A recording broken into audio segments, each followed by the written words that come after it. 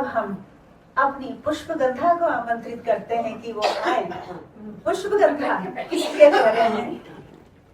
मंजू जी ने सभी विषयों पर लिखा है, लेकिन एक विषय इनके हृदय के सबसे निकट है, वो है पुष्प प्रकृति। इतनी ज्यादा रचनाएं इन्होंने पुष्पों पर लिखी है कि इनका नाम ही पुष्पगंधा पड़ गया है। हालांकि इन्होंने अपने नाती पर भी बहुत लिखी है, अभी पर भी, लेकिन इन दो विषयों पर इतनी रचनाएं लिखी हैं। तो इसमें से आ रही है फूल में। आपको पूर्णिमा के मैंने बहुत कहना माना, इसने कहा था 1:45 आना, 1:45 से 2 मिनट पहले मैं यहाँ पहुँच गई थी। अब मैं इसका कहना नहीं मानूंगी। मैं अपने मन की मर्जी करूंगी। वो आप कर नहीं सकते। मुझे लगता है कि सावन पे इतनी कविताएं हमने शिव की इतनी स्तुति करती, लेकिन ये हमारे बस में नहीं है। इसको कंट्रोल करने की बहुत जरूरत है। आज जो खबरें हम रात दिन सुन रहे हैं, कहीं बादल फट रहा है, कहीं सूखे से फसलें तबाह हो रही हैं, ऐसे में मुझे लगता है कि अब तो सावन को कंट्रोल करने की जरूरत है। हर साल आता है सावन, इसका काम है ऋतुओं के साथ आना, तो हर साल आता है सावन। जेठ की ताप दग्ध धरती को राहत देने के लिए आता है सावन। आषाढ़ बीत जाता है मौसम की घोषणाओं में। यूं कभी कभी अचानक आषाढ़ में भी हो जाते हैं मेघ दर्शन, जिससे हमारे बच्चे कहीं भूल न जाएं कि कैसे होते हैं बादल, कैसी होती है वर्षा ऋतु। इतनी लंबी गर्मी के बाद जब आषाढ़ की घोषणा होती है तो हम उसका इंतजार करते हैं। घोषणाओं की इसी रेलम पेल में और इंतजार के बीच अकस्मात किसी दिन पुरवैया लाती है समाचार। पुरवैया लाती है समाचार कि मानसून दिल्ली पहुंच गया। ग्रीष्म से सूखे पपड़ाए धरती के होंठ पहली बारिश की स्पर्श से अभी नम भी नहीं हो पाते कि खबरें आती हैं, ब्रह्मपुत्र की बाढ़ में डूब गए कितने गांव। हाँ, खबरें आती हैं कि ब्रह्मपुत्र की बाढ़ में डूब गए कितने गांव, बह गए कितने लोग, मवेशी, खेत खलियान। नदियां आतंकवादियों की तरह रौद्र रूप धर मचाती हैं आतंक। मानवीय शोषण पर, यहाँ ध्यान दें, मानवीय शोषण पर बरसाती हैं कहर और मारे जाते हैं गरीब किसान। मारे जाते हैं गरीब किसान, बेबस ग्रामीण, दीनहीन मजदूर, और बच जाते हैं हर बार जंगलों का सफाया करने वाले माफिया डॉन, जिन्होंने पर्यावरण बिगाड़ा है। और बच जाते हैं हर बार जंगलों का सफाया करने वाले माफिया डॉन, पहाड़ों को रौंदने वाले नर पिशाच बच जाते हैं हर बार। लुटेरे नेता, घूसखोर अफसर, मुनाफाखोर व्यापारी बच जाते हर बार। इस सारे उत्पात के बाद फिर भी जब लगता है सावन और घिरते हैं बादल, चमकती है बिजली, बरसती है काली कजरारी घटाएं, तो मन भावन सावन के आगमन पर मुस्कुराती है जिंदगी और रंग बिरंगे छाते बरसाती लेकर निकल पड़ती है भीगने सावन के बादलों का अभिनंदन करने। उस दिन पहली ही बारिश में नहीं पहुंच पाती आधी से ज्यादा जनता अपने घर।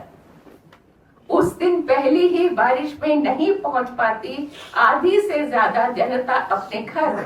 सड़कों, गलियों, पुलों के नीचे घुटनों घुटनों पानी में ट्रैफिक जैम में फंसी जनता तब कोसती है सावन को, बारिश को, मौसम को।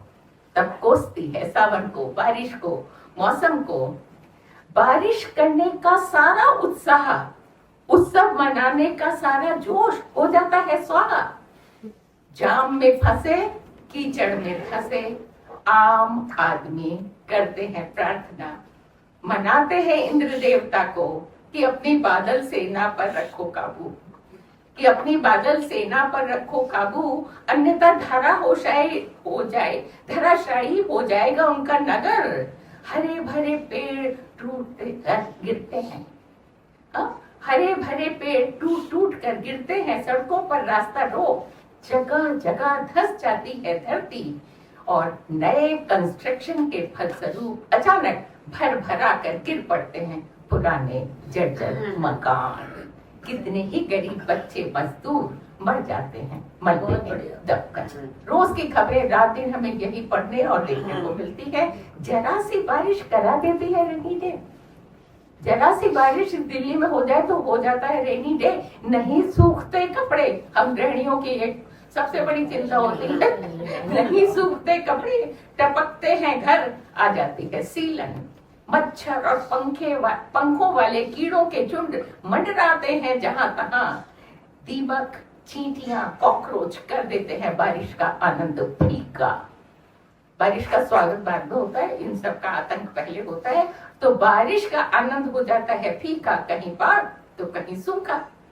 बारिश की मस्ती, बूंदों का सजल स्पर्श, बादलों का उमड़ना घुमड़ना, बिजली की चमक जो भरती थी हृदय में उल्लास, जगाती है आंखों में हरियाली के असंख्य रंग, पैदा करती है नाचने की उमंग, हृदय में आनंद की तरंग। उस पर पड़ जाता है टनों पानी, उस पर पड़ जाता है टनों पानी। जब आती है दूरदर्शन पर फटाफट खबरें कि लैंडस्लाइड में मारे गए असंख्य तीर्थयात्री, लैंडस्लाइड में मारे गए असंख्य तीर्थयात्री, नदियों की बाढ़ में कितने हजार हुए बेघर, उल्कापात में तबाह हो गए अनेक घर। यमुना, गंगा, घाघरा, काली पहुंच गई खतरे के निशान के ऊपर। कभी भी निचले इलाकों में भर सकता है पानी, आ सकती है बाढ़। अभी कुछ पल पहले तक जो मना रहे थे देवी देवता और कर रहे थे तरह तरह के यज्ञ अनुष्ठान बारिश के लिए, हे प्रभु अब वही कर रहे हैं गुहार, अब वही कर रहे हैं गुहार कि हे प्रभु अब बारिश नहीं, बंद करो आसमान से बरसता कहर। परेशान है भगवान, सबसे बड़ी मुश्किल भगवान की है हमसे ज्यादा। परेशान है भगवान, क्या करे, बड़ी दुविधा में है, बारिश या नहीं बारिश, नो बारिश। इसी दुविधा में है कवि मन, कैसे लिखे रिमझिम सावन के मधुमय गीत। खिड़ती बदलियों को देख मन मयूर नाचे झूमे, या मन मार कर सिमट जाए कच्छप सा, मन मार कर सिमट जाए कच्छप सा।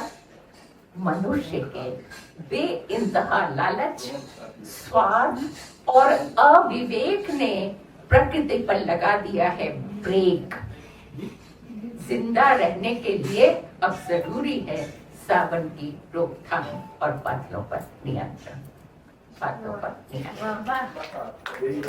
बारिश का ये रूप जो रात दिन देख के मैं घर में खबरें पढ़ के ही अखबार डर लगने लगता, न्यूज पे देख के तो बहुत। एक कविता आज बिल्कुल अलग भाव की, बेटियां छोटी सी, हम सब किसी न किसी की बेटी है, अपनी माओ की बेटियां, और स्वस्ति का 18 तारीख को जन्मदिन है। आज का आयोजन स्वस्ति की तरफ से हो रहा है। मेरी बेटी का नाम विकी है और पूनम की बेटी का तरंग और तान्या, प्रेरणा नीलम की, मतलब हम सब की बेटियां आजकल हमारी माँ बनी हुई हमारे संभाले हुए हैं।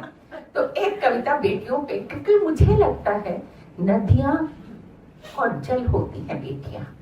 जब तक जीवन में ये है हम सुरक्षित हैं और हमारा जीवन चल रहा है।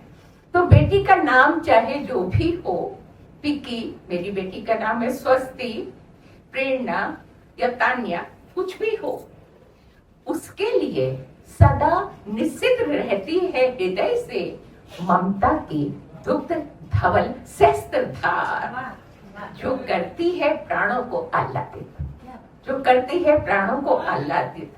बेटियां धरती पर बहती नदियां हैं, बेटियां धरती पर बहती नदियां हैं, अमृत स्रोतस्विनी, कल कल निनादने निर्झरणी गहरी झील रस स्रोत है बेटियां। ममता का गहरा नीला जल है बेटियां, जो बनकर माँ सींचती है धरा, जो बनकर माँ सींचती है धरा। बेटियां ही तो बरसती है सावन घनसी, बेटियां ही तो बरसती है सावन घनसी। सुप्त बीजों को अंकुराती, हरीती माँ बन लहराती, और चट्टानों में जीवन उमगाती।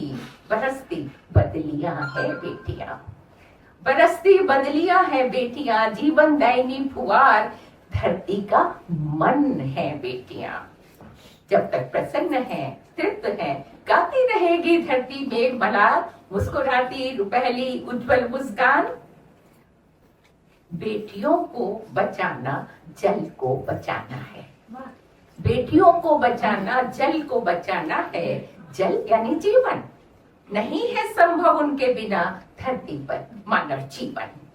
प्रणत हो, करो इनका सम्मान। अभी तीज मना रहे हैं, तीज के गीत गा रहे हैं, जूडो की बात कर रहे हैं, लेकिन बेटियों को जब तक हम दिल से स्वीकार नहीं करेंगे तब तक कुछ होने वाला नहीं है। तो प्रणत हो, करो इनका सम्मान।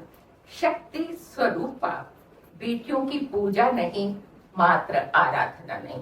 इतने घंटे बजा बजा के नवरात्रि मनाएंगे और दुनिया भर में देवी के हर रूप की हम आराधना करेंगे, लेकिन हमारे घरों में, हमारे जीवन में बच्चों का क्या हाल है वो हमें दिखाई देता है। तो शक्ति स्वरूपा, बेटियों की पूजा नहीं, मात्र आराधना नहीं, उनका सम्मान करो, निश्चल मन से करो उनका स्वीकार। वो जैसी भी हैं वैसे ही करो ना स्वीकार, बदलने की कोशिश मत करो, जैसी भी हैं वैसे ही करो ना उनका स्वीकार।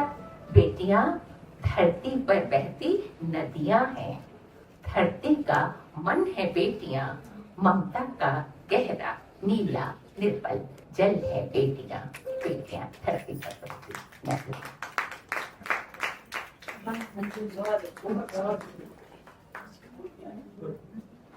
एक नया दृष्टिकोण सावन के संबंध में आपने प्रस्तुत किया, जो कि व्यावहारिक भी है। बारिशें ना हो तब भी लोग भगवान को पूछते हैं कि सूखा पड़ गया, बताइए क्या होगा। बारिशें हो तभी भी बहुत ज्यादा बारिश होने लगी, क्या किया जाए। लेकिन ये भी सच है कि खास करके पर्वतीय क्षेत्रों में जिस तरह से बादल फटने की घटनाएं होती हैं, बाढ़ें आती हैं, क्यों? क्योंकि हमने अपने पहाड़ों का बहुत दोहन किया है। पहाड़ों में इतनी कटाई हुई है, अब तो पहाड़ों में मल्टी स्टोरीड बिल्डिंग्स बनने लगी है। बताइए, कोई सोच सकता था?